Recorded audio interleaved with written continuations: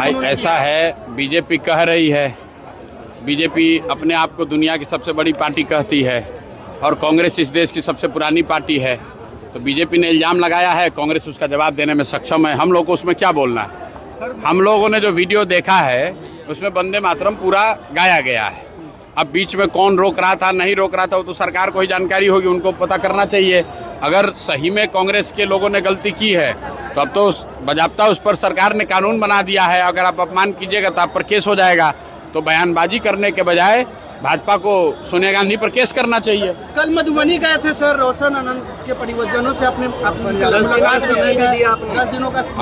रोशन आनंद जो मधुबनी में, रोशन यादव जो है, रोशन यादव वहाँ बिलाट गांव के अरेर थाना का एक लड़का है जिसको 27 मई को पुलिस ने अपेरेंटली गलत तरीके से अरेस्ट कर लिया था और थाने में उसको टॉर्चर किया गया और बाद में 4 दिन के बाद जब लोगों को पता चला तो फिर उसको छोड़ा गया, फिर पुनः गिरफ्तार किया गया और अभी कारा में उसकी मृत्यु हुई है। उसको लेकर हम लोग परिवार वालों से मिले हैं। सिर्फ परिवार से ही नहीं मिले हैं, उस घटना की जांच के लिए कल परिवार के साथियों के साथ, परिवार के लोगों के साथ वहाँ के एसएसपी से भी मिले, जिन्होंने ये आश्वस्त किया है कि 10 दिन के अंदर दोषी पदाधिकारियों पर जांचोपरांत कार्रवाई की जाएगी। अगर नहीं होगा तो 10 दिन के बाद मैं वापस फिर से वहाँ जाऊँगा।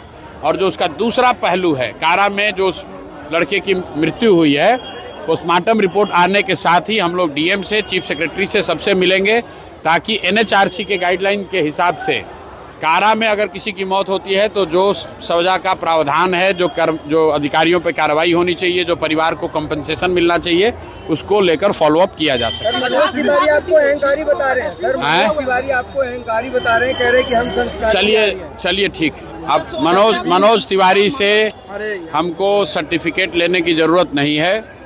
मनोज तिवारी को मैं फिर से यही कहूँगा कि आप वस्तुतः गाना गाने वाले व्यक्ति हैं, गाना गाइए। भाजपा के सहयोग से अगर आप एमपी हैं तो जिस क्षेत्र में एमपी हैं वहां पर जाकर काम कीजिए। बिहार में आकर फालतू का राजनीति करने की कोशिश मत कीजिए।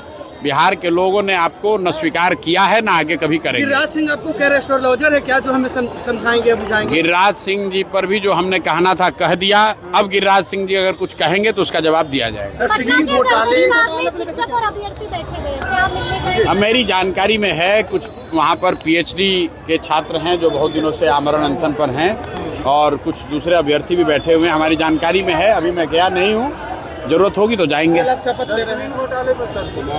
डस्टबिन घोटाले की हमको बहुत जानकारी नहीं है। जो वीडियो पर मीडिया के माध्यम से हम लोग देख रहे हैं जिसमें ये बताया जा रहा है कि साधारण सा दिखने वाला 500 या 1000 रुपए का डस्टबिन अपेरेंटली 15,000 रुपए में खरीदा गया है। मेरे पास उस विषय से संबंधित कोई पुख्ता जानकारी नहीं है।